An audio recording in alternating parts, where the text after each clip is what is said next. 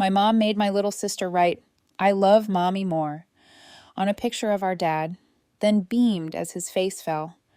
When I begged her to stop competing for Emma's love, she rolled her eyes and said she already picked her favorite. "I'm just making sure she doesn't forget." I stayed silent. That was 5 months ago. This morning, she was dragging her fingernails down our backyard fence, screaming Emma's name while blood ran from her hands. When my 7-year-old sister told her she loved Dad more, Mom was making dinner when Emma ran up to her and yanked on her skirt. "Mommy, Mommy, come! Daddy's wearing my Elsa costume. He looks so funny." Mom chuckled, but said she was too busy to go look. And Emma jokingly responded, "Ooh, I'm Mommy. I cook. I'm too boring to have fun." She then giggled. "That's why I love Daddy more." She ran back to play. Mom laughed it off, but I could tell by her eyes that the comment really stung her. The next day, Mom joined in on the fort building after dinner. She crawled through the blanket tunnels with Emma and even did silly voices for the stuffed animals. When Emma asked for ice cream after dinner, Mom said yes immediately. Dad raised an eyebrow, but Mom just winked at him, then proceeded to make Emma laugh by getting ice cream on Dad's nose and licking it off. A few days later, I watched Mom and Emma rolling down the hill in our backyard. Mom's expensive birthday sundress got completely ruined with grass stains and mud. Dad looked horrified, but Mom just shrugged. Memories matter more than dresses. We all thought it was extremely cute. Until then, Mom's actions started becoming more than just fun. Dad came home from work with a new puzzle for him and Emma to do, and when Mom saw it, she immediately announced that she and Emma were going for ice cream. "Just us girls tonight." Dad's face fell, but he didn't argue. Even worse, this became a pattern. Every night, Mom would plan some special activity for her and Emma that excluded Dad completely. I remember one specific Saturday during family drawing time the next day. Mom kept whispering to Emma. I watched her encourage Emma to draw Dad with a frown and write, "I love Mommy more," at the top. Dad saw the picture and his shoulders slumped. Mom just beamed like she'd won something. A few days later, Mom got finger paint and started painting directly on our living room walls with Emma. When Dad tried to stop them, Mom grabbed Emma's hand and they ran outside giggling. Dad and I spent 3 hours scrubbing the walls clean. 2 days later, I was looking for Christmas decorations in the attic when I caught Mom lifting Emma through the opening onto the roof. The roof had no safety rails and slanted sharply. I screamed at her to stop and she rolled her eyes. "We're just having fun. You're as boring as your father." The car incident happened on a Tuesday. Dad and I left Emma and Mom in the car while we went into the store to grab snacks. But when we came out, what we saw made our jaws drop. Emma was behind the wheel of Mom's SUV. Mom was in the passenger seat, urging, "Press harder on the pedal, sweetie." Emma pressed too hard and crashed straight into a parked vehicle. The owner came rushing out minutes later. Dad immediately took the blame and handed over his insurance information, plus $500 in cash, while Mom was telling Emma she did great. That night, I went to check on Emma. She was curled up in her princess bed, and when I sat down, she whispered, "Mommy is starting to scare me." Dad and I staged an intervention the next morning. We sat Mom down and explained she was frightening Emma with these dangerous activities. Mom's face went red. "You're ganging up on the fun parent. Emma loves me more now," she said. "She said so." We tried to reason with her, but she stormed out. The next day, Dad discovered Mom had drained their entire savings account, $4,000 gone. He found the receipt. She'd bought a massive commercial-grade bouncy castle for the backyard. "Emma will love this," she said when confronted. I came home from school a few days later to find Emma in the backyard holding Dad's axe. Blood was running down her leg from a gash. Mom stood nearby, clapping. "Come on, sweetie, this is fun. Don't mind the cut. Tough girls don't cry." Emma looked like she was about to sob. I grabbed the axe and Dad carried Emma inside to bandage her leg.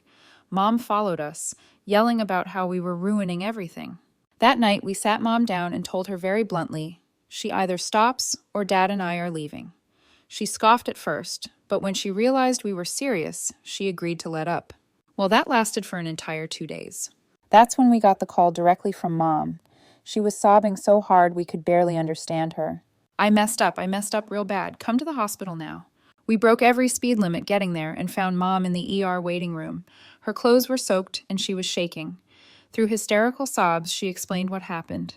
She'd taken Emma to the old quarry for swimming fun. She kept encouraging Emma to jump into the water from higher and higher rocks. She told us Emma was scared, and after jumping from 20 feet and twisting her ankle, she told Mom she didn't want to jump anymore. Mom cried, saying she had a bad gut feeling and knew she should have stopped, but she wanted to be the fun mom so bad. She practically bullied Emma into jumping from the 30-foot rock. The rock there was salty and slippery. Emma misplaced her leg while taking the leap. She hit the shallow water wrong. Mom said there was a huge crack, and Emma wasn't waking up. She was alive when she brought her in, but doctors said they couldn't promise anything. We waited in the ER for 12 hours. When the doctor finally came out, they broke the news. Emma's spinal cord was almost fully severed at L2. She might never walk again. It was the first time I had seen Dad cry in my life. They let us see Emma briefly after another hour. She was sedated but awake. When she saw us, her eyes shifted to Mom. "You scare me, Mommy. Get away from me." The hospital security guard approached us and asked Mom to step outside. She started protesting, but Dad grabbed her arm firmly and walked her to the hallway. I stayed with Emma, holding her small hand while machines beeped around us. Her eyes kept darting to the door, making sure Mom wasn't coming back. Through the window, I watched Dad's face turn from grief to something harder. His jaw clenched as Mom gestured wildly, clearly trying to explain herself. She kept pointing back toward Emma's room, but Dad blocked her path each time she tried to return. The doctor came back with a clipboard and started explaining Emma's condition to me, since I was the only family member present. He showed me X-rays on a tablet, pointing to the damaged vertebrae. The words partial paralysis and extensive rehabilitation floated past me. All I could focus on was Emma's tiny form in that massive hospital bed. Dad returned, alone 20 minutes later. His eyes were red, but his expression was determined. He kissed Emma's forehead and whispered something I couldn't hear. Then he turned to me and motioned for us to step into the hallway. Outside Emma's room, Dad pulled out his phone and started making calls. First to his mother, my grandmother, asking her to come immediately, then to his brother, a contractor who lived 2 hours away. Each conversation was brief and urgent. He kept glancing back at Emma's room between calls. Mom appeared at the end of the hallway, trying to approach again. A nurse intercepted her, and I heard raised voices. Dad didn't even look up from his phone. He was scrolling through something, his face growing darker with each swipe. Later that evening, Grandma arrived with an overnight bag. She hugged us both tightly, then went straight to Emma's bedside.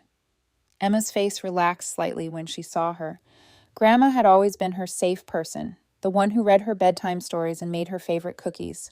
Dad pulled me aside while Grandma sat with Emma. He showed me his phone screen. Mom had already posted on social media about the tragic accident, with crying emojis and requests for prayers. The comments were full of sympathy and support. Nobody knew the truth about how it happened. The next morning, Emma was awake and more alert. Physical therapists came to evaluate her. They moved her legs gently, testing for sensation. Emma winced, but couldn't feel anything below her knees. The therapist made notes on her chart while explaining the long road ahead. Mom tried to visit again during shift change. She'd brought a giant teddy bear and balloons. The nurses had apparently been instructed not to let her in without Dad's permission. She left the gifts at the nurses' station, and I saw her crying in the elevator as the doors closed. Dad's brother, Vlad, arrived that afternoon. The two men huddled in the corner of the waiting room, speaking in low voices. Vlad kept shaking his head and running his hands through his hair. I caught fragments of their conversation about emergency custody and documentation. Emma had her first surgery 2 days later to stabilize her spine. We waited in the surgical waiting room. Dad paced back and forth while Grandma knitted to keep her hands busy. Mom showed up halfway through, but hospital security escorted her to a separate waiting area after Dad spoke to them. The surgery went well, but the surgeon's update was sobering. Emma would need months of physical therapy. She might regain some function, but walking normally was unlikely. Dad's fist clenched so tight his knuckles went white. That night, while Emma slept, Dad made more phone calls. This time to the bank, to his insurance company, to his employer about family medical leave. He was building something, preparing for something, though I didn't fully understand what yet. Mom sent me dozens of text messages, photos of Emma as a baby, videos of them playing together, long paragraphs about how sorry she was. I didn't respond.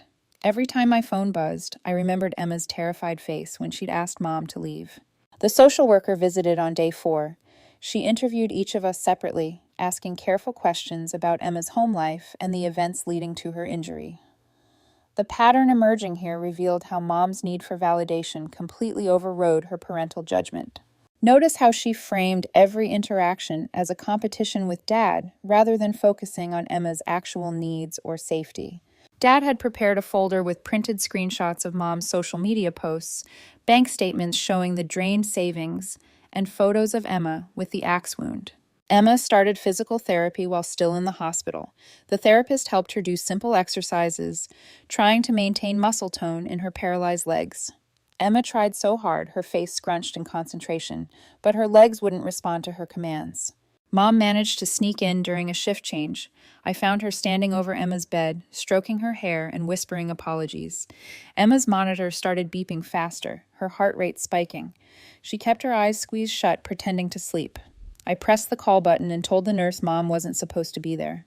Mom turned on me, her face twisted with anger. She accused me of poisoning Emma against her, of taking Dad's side, of ruining their special bond. Security arrived before she could say more. Dad moved fast after that. He met with a family lawyer recommended by Vlad, gathering all the documentation we'd collected, photos of the finger paint on the walls, the receipt for the bouncy castle, medical records from Emma's axe wound, witness statements from neighbors who'd seen Mom putting Emma on the roof. The house felt empty without Emma's laughter. Dad and I took turns staying at the hospital, making sure someone was always with her. We brought her favorite books, her stuffed animals, anything to make the sterile room feel more like home. Mom's behavior escalated. She showed up at my school trying to convince me to talk to Dad on her behalf.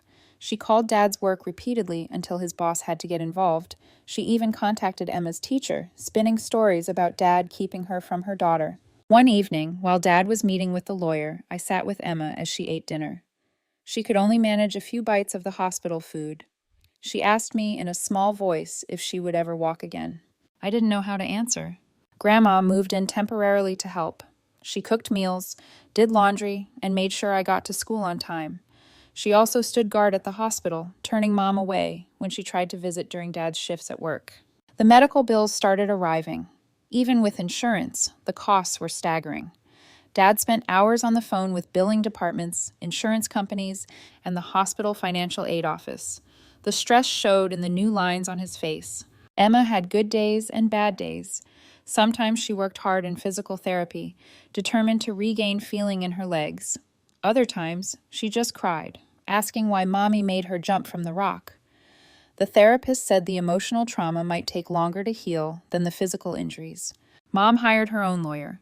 Papers arrived at the house demanding visitation rights. Dad crumpled them up and threw them in the trash, then retrieved them and smoothed them out, knowing he'd need them for documentation. Vlad helped Dad install security cameras around the house. They put new locks on all the doors and windows. Dad didn't say it out loud, but we all knew he was worried about what Mom might do next. Emma's 7th week in the hospital brought a small breakthrough. She felt a tingling sensation in her left foot during therapy. The therapist warned us not to get our hopes up too high, but Emma smiled for the first time since the accident. Mom's social media posts grew increasingly erratic. She shared old photos of her and Emma with captions about being kept from her baby. She tagged Dad's employer, my school, even the hospital.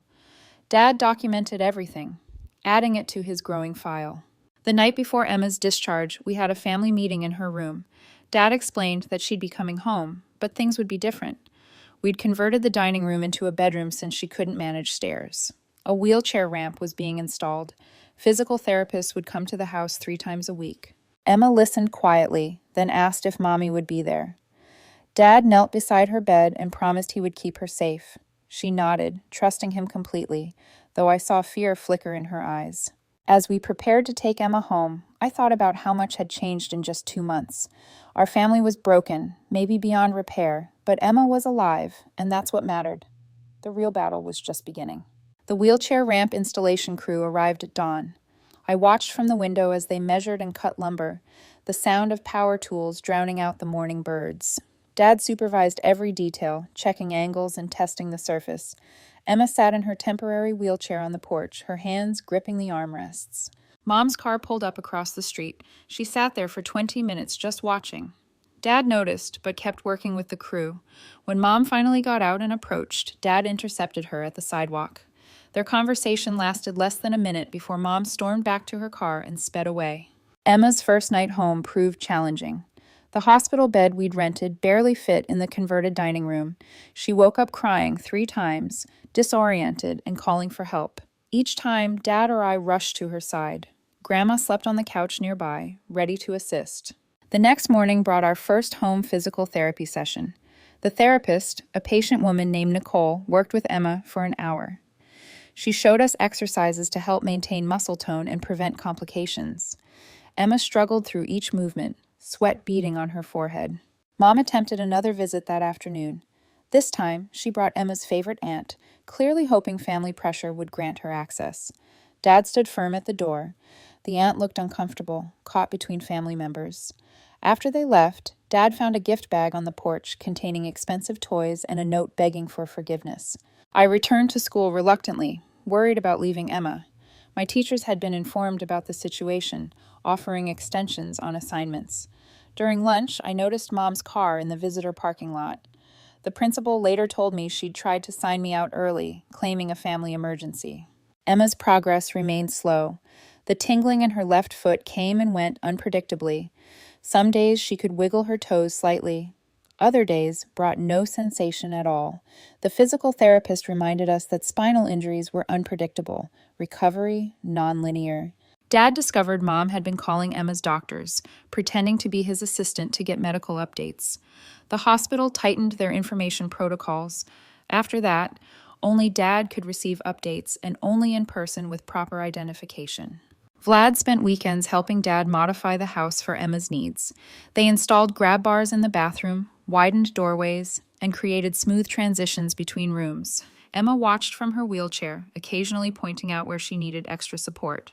Mom's tactics shifted. She started sending gifts through delivery services, stuffed animals, books, art supplies. Each package included letters professing her love and minimizing the incident. Dad photographed everything before storing it in the garage, building his documentation file. The medical bills kept mounting. Even with payment plans, the financial strain was obvious. Dad sold his motorcycle and took extra shifts when possible. Grandma contributed from her pension. We all made sacrifices, united in supporting Emma's recovery.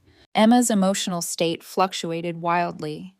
Some days she seemed almost like her old self, laughing at cartoons and playing with toys. Other days, she barely spoke, staring at her motionless legs with hollow eyes. The trauma counselor visited twice a week, using play therapy to help her process. Mom showed up during one of Emma's physical therapy sessions.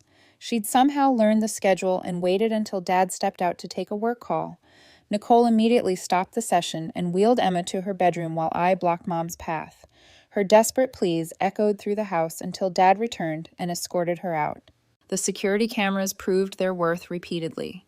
They captured Mom attempting to enter through the back gate at night, testing windows, and even trying to befriend our elderly neighbor for house access. Dad compiled the footage, adding it to his ever-growing documentation. Emma's school situation required careful planning. She couldn't return to her regular classroom yet. The district provided a home tutor 3 days a week. Emma struggled with the change, missing her friends and normal routine. We arranged video calls with classmates, trying to maintain some normalcy. Mom's lawyer sent increasingly aggressive letters demanding access. They questioned Dad's decisions, implied neglect, and threatened various legal actions. Dad's lawyer responded with documentation of Mom's dangerous behavior and Emma's explicit fear of her mother. One morning, I found Mom had left dozens of printed photos under our door, pictures from before the accident, showing happy moments between her and Emma. The manipulation was obvious, but it still hurt seeing those memories weaponized. Emma achieved a major milestone in week 10. She stood with support for 30 seconds. The physical therapist helped her rise from the wheelchair using parallel bars. Her legs shook violently, but they held her weight. We all cried, including Nicole. Mom's social media campaign intensified. She created a blog detailing her wrongful separation from Emma, painting herself as a victim of Dad's controlling behavior. Friends and distant relatives started calling, having only heard Mom's version. Dad refused to engage publicly, focusing on Emma's care. The financial pressure forced difficult decisions. Dad considered selling the house for something smaller, more accessible for Emma. Vlad offered to buy Dad's truck and loan it back to him, a gesture that brought Dad to tears. Mom was playing legal ping pong while Emma was learning to walk again. Talk about priorities getting as twisted as a pretzel in a blender. The security cameras catching her window shopping at midnight like some discount burglar really showed her problem-solving skills. We were running out of resources. Emma's progress plateaued frustratingly. The initial improvements stalled, leaving her with minimal sensation and no functional movement below the knees. The doctors adjusted expectations, talking about permanent accommodations rather than full recovery. Mom attempted to ambush us at a medical appointment. She waited in the parking garage, approaching as Dad transferred Emma from car to wheelchair. Emma started hyperventilating, her whole body shaking. Security intervened while I comforted Emma, but the damage was done. She refused to leave the house for days afterward. Grandma's health began declining from the stress. She developed high blood pressure and needed her own medical appointments. The role reversal was hard. She'd come to help us, but now needed care herself. Dad hired a part-time aide, another expense we couldn't afford. Emma's birthday approached, her first since the accident. She asked for a small celebration, just family. When she specifically said, "No, Mommy," it broke my heart. We planned a quiet party with her favorite cake and a few presents we'd scraped together. Mom discovered the birthday plan through social media. A cousin had innocently mentioned it. She showed up with an enormous gift and demanded entry. Dad physically blocked the door while she screamed accusations. Emma heard everything from her room, sobbing into her pillow. The incident prompted Dad to seek a restraining order.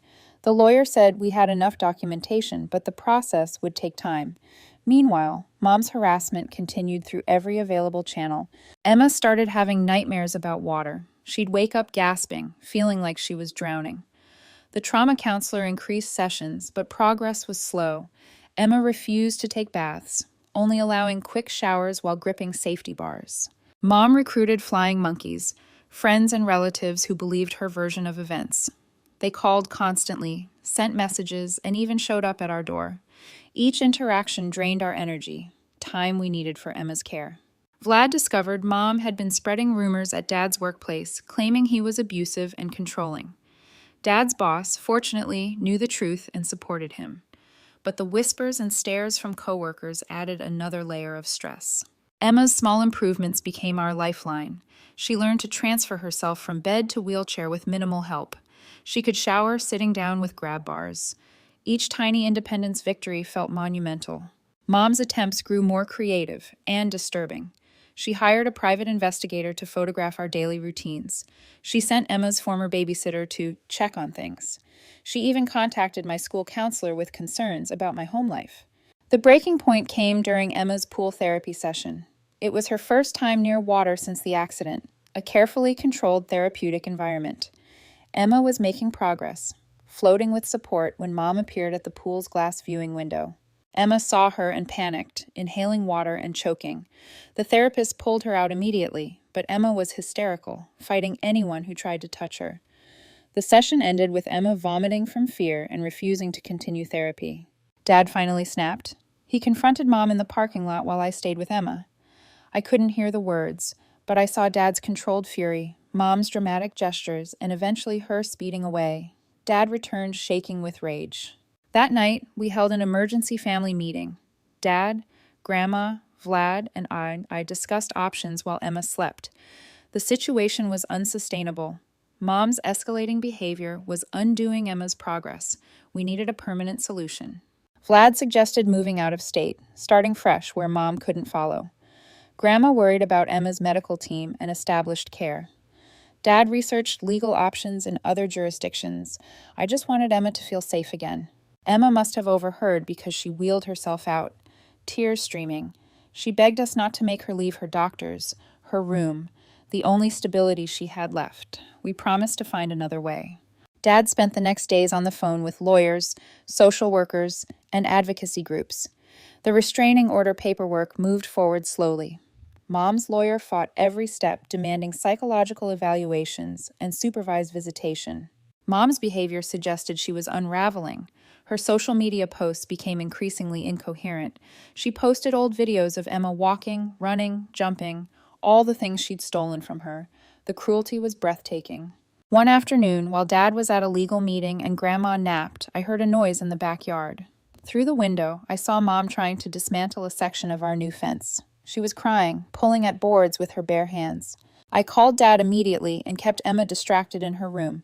By the time Dad arrived with Vlad, Mom had bloodied her hands on the fence. They found her collapsed in the yard, sobbing about needing to see her baby. The police came this time. Mom was taken for psychiatric evaluation. Dad struggled with conflicting emotions, anger at what she'd done to Emma, but sadness at her obvious mental deterioration. We all felt the weight of how wrong everything had gone. Emma sensed the shift in the house that evening. She asked if Mommy was sick, if that's why she did bad things. We tried to explain mental health in terms a 7-year-old could understand while validating her fear and anger. The psychiatric hold lasted 72 hours. During that time, we experienced something we'd almost forgotten: peace. Emma relaxed slightly, participated more in therapy, even smiled during a video call with school friends. When Mom was released, she had been prescribed medication and mandatory therapy. Her lawyer contacted Dad about a proposed agreement. Mom would stay away if Dad dropped the restraining order pursuit. Dad refused, knowing we needed legal protection. Emma's recovery took a positive turn during Mom's absence. She regained more sensation in her left foot and could move her toes deliberately. The physical therapist was cautiously optimistic about potential partial mobility with intensive therapy. We used the calm period to establish better routines. Emma started online school sessions, connecting with her teacher and classmates regularly. She joined a virtual support group for children with spinal injuries. Slowly, she was building a new normal. Mom's return to harassment was swift but different. The medication seemed to dull her intensity but not her determination.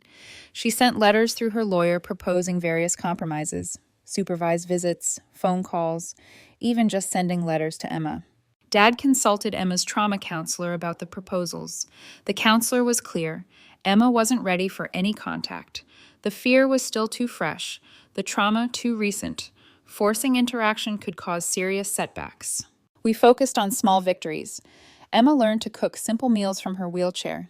She started drawing again, though her pictures were notably darker than before. She even laughed at Dad's terrible jokes occasionally. The restraining order hearing approached. Dad prepared meticulously, organizing evidence and witness statements. Vlad took time off work to testify. Even some neighbors offered to speak about what they'd witnessed. Mom hired a new lawyer, someone known for aggressive tactics. They filed countermotions, demanded access to Emma's medical records, and questioned Dad's fitness as a parent. The legal maneuvering was exhausting. Emma's 8th birthday was 6 months away, but she was already worried about it. She made me promise to help Dad keep Mommy away. The fact that a 7-year-old was planning defense strategies for her own birthday broke my heart. Physical therapy yielded incremental progress. Emma could stand for 2 minutes with support. She had sensation in both feet, though motor control remained limited. Each session pushed her limits, leaving her exhausted but determined. Mom's mother, our other grandmother, finally reached out. She'd been getting only Mom's version of events and was shocked by the truth. She offered to help however she could, even if it meant testifying about her daughter's behavior. The family fractures spread wider. Relatives chose sides based on incomplete information. Holiday planning became a minefield. Emma asked why some cousins didn't visit anymore, another loss in her changed world. Dad's employer offered permanent remote work to help with Emma's care. The flexibility was crucial for appointments and therapy sessions. His coworkers organized meal deliveries and gift cards, small kindnesses that meant everything. Emma developed coping mechanisms, some healthy, some concerning. She insisted on checking door locks repeatedly. She kept a whistle by her bed. She made me promise never to leave her alone with Mommy, even though we assured her it wouldn't happen. The restraining order hearing was postponed when Mom's lawyer filed for more preparation time. The delay frustrated everyone, but our lawyer assured us it would ultimately strengthen our case. More time meant more documentation of Mom's continued harassment. Emma's progress inspired us all. She learned to navigate curbs in her wheelchair. She could shower independently with safety equipment. She even started talking about returning to school part-time next year. Mom's attempts to circumvent our boundaries grew more creative. She sent packages to Emma's friends' houses, hoping they'd deliver them. She volunteered at community events, knowing we might attend. She was everywhere and nowhere, a constant threat. The day before the rescheduled hearing, Mom made her boldest move yet. She arrived with a moving truck, claiming she was taking her belongings from the house. Dad called the police while I kept Emma calm in her room. Mom's using a moving truck like it's some kind of custody Uber. Pretty sure that's not how joint property works, but okay. The timing, right before court, was chef's kiss level of making your own case worse. The officers reviewed the situation and prevented Mom from entering. She screamed about her rights, her property, her daughter. Emma heard it all. Despite our efforts, the trauma counselor had to do an emergency session that night. As we prepared for the hearing, I reflected on our new reality. Emma was stronger than any 7-year-old should have to be. Dad had aged years in months. Grandma's health remained fragile. We were surviving, but at such a cost. The hearing would determine our immediate future, but the long term remained uncertain. Emma might never walk normally again. Mom's mental health seemed to be deteriorating. Our family was forever changed by one person's desperate need to be the fun parent. But we had each other. We had small victories and growing hope. Emma was alive, getting stronger, learning to navigate her new reality. The battle wasn't over, but we were still fighting. The hearing morning arrived with unexpected complications. Mom's new lawyer filed an emergency motion claiming Dad had hidden assets. The judge postponed proceedings to review financial documents. Dad's hands shook as he gathered bank statements, tax returns, and receipts showing every penny spent on Emma's care. During the delay, Mom attempted contact through Emma's physical therapist. She'd called the therapy center pretending to be updating insurance information, then broke down crying about missing her daughter. Nicole professionally declined to relay messages, but warned us about the breach. Emma's anxiety spiked with the hearing postponement. She barely slept, constantly checking that her bedroom door was locked. I found her practicing wheelchair maneuvers at 3 a.m., preparing escape routes in case Mom somehow got inside. The trauma counselor added emergency sessions. 2 days before the rescheduled hearing, Vlad discovered Mom had been photographing our house from various angles. The neighbor's security camera caught her measuring distances from the street to Emma's window. Dad immediately moved Emma's bed away from all windows and installed blackout curtains. The financial review revealed Mom had opened credit cards in Dad's name, maxing them out on cash advances. $23,000 in debt we didn't know existed. Dad's lawyer scrambled to add fraud documentation to our case while Dad spent hours on the phone with credit agencies. Emma's physical therapy suffered. She couldn't focus on exercises, constantly watching the door. Her progress reversed. The 2-minute standing record dropped to 30 seconds. Nicole suggested postponing sessions until after the legal situation stabilized, but Emma insisted on continuing. Mom's mother visited unexpectedly, bringing disturbing news. She'd found journals at Mom's apartment detailing elaborate plans to rescue Emma. The entries included researched wheelchair-accessible routes to the Canadian border and lists of medications that could sedate a child. Grandma turned everything over to Dad's lawyer. The night before the hearing, none of us slept. Emma had panic attacks every few hours. Dad paced the house, checking locks and cameras. I sat in Emma's doorway, watching her fitful sleep. Grandma made endless cups of tea. Nobody drank. Court day began with Mom arriving in a wheelchair, claiming stress-induced paralysis. Her lawyer argued she needed accommodation and understanding, not restriction. The judge ordered medical verification. Mom miraculously stood when the bailiff mentioned calling paramedics. Dad presented our evidence methodically: security footage, medical records, financial fraud documentation, witness statements. The judge's expression grew increasingly grim as the pattern emerged. Mom's lawyer tried interrupting repeatedly, but was shut down. Emma's testimony came via video link from a secure room. She spoke clearly about her fear, the nightmares, the accident. When asked if she wanted to see Mom, Emma's whole body trembled as she shook her head. The judge noted her obvious distress. Mom's testimony unraveled quickly. She contradicted herself about the quarry incident, claimed the roof access was safe, insisted the axe wound was exaggerated. When shown photos of Emma's injuries, she blamed Dad for not supervising better. Her lawyer visibly winced. The judge called a recess after Mom's outburst about being the victim. During the break, Mom cornered me in the hallway bathroom. She grabbed my shoulders, begging me to tell the judge Emma needed her mother. Security removed her when I screamed. Vlad testified about Mom's attempts to access the house, showing footage from cameras she didn't know existed. The judge watched Mom testing windows at 2:00 a.m., trying to pick locks, even attempting to bribe the mailman for a key. Each video strengthened our case. Nicole provided professional testimony about Emma's regression during Mom's contact attempts. She explained how Emma's physical progress directly correlated with feeling safe. The medical evidence was clear. Mom's presence actively harmed Emma's recovery. Mom's final witness, a friend who'd only heard her version, crumbled under cross-examination. She admitted she'd never actually seen Mom with Emma post-accident, had only heard Mom's stories. She left the stand looking shaken, realizing she'd been manipulated. The judge's decision came swiftly. Permanent restraining order, no contact until Emma turned 18. Mom screamed about her rights, her love, her baby. The bailiffs moved closer as she advanced toward Dad. Her lawyer physically held her back. Outside the courthouse, Mom made one last attempt. She broke free from her lawyer and ran toward Dad's car, where Emma waited. I threw myself between them while Dad started the engine. Mom pounded on my back, screaming Emma's name until police intervened. The drive home was silent, except for Emma's quiet sobs. She'd heard everything through the car windows. Dad reached back to hold her hand while I rubbed her shoulders. Grandma waited on the porch, her face asking questions we'd answer later.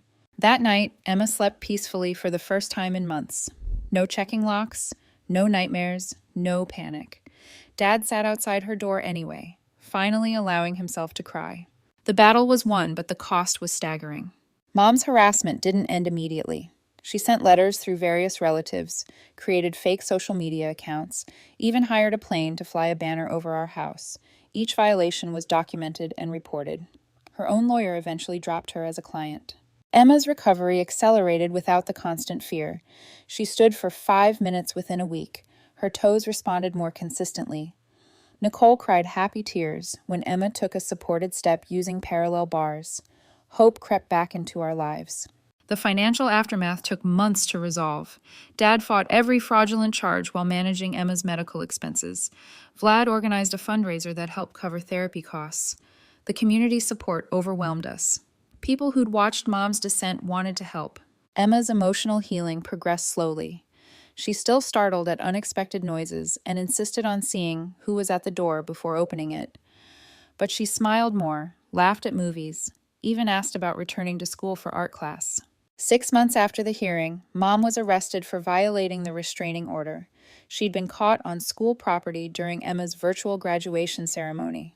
The criminal charges finally stopped her attempts. Prison became her new reality.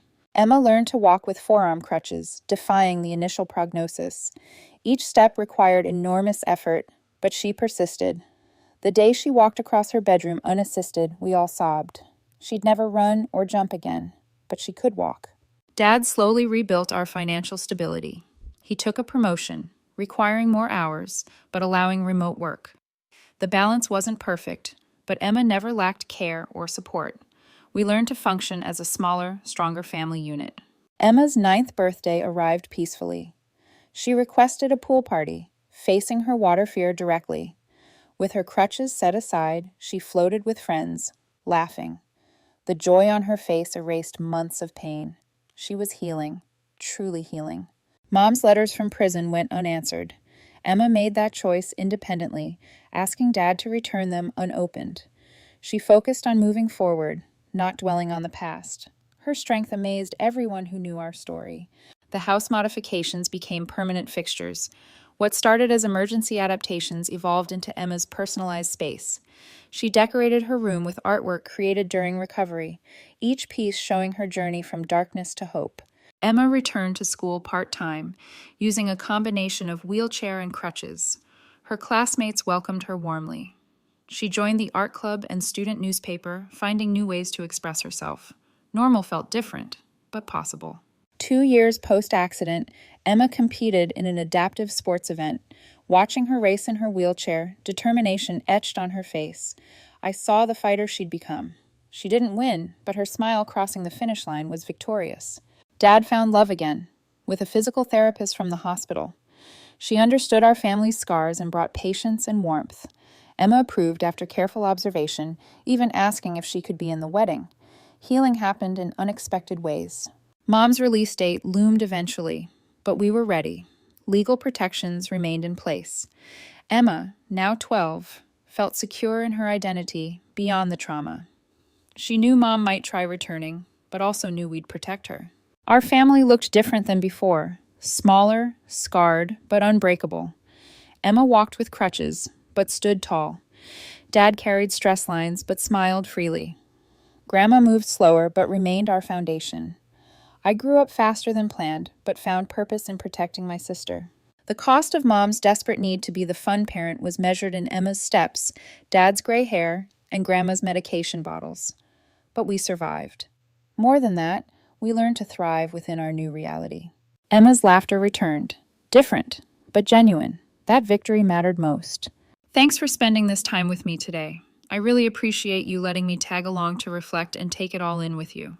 Until next time, take care of yourself out there.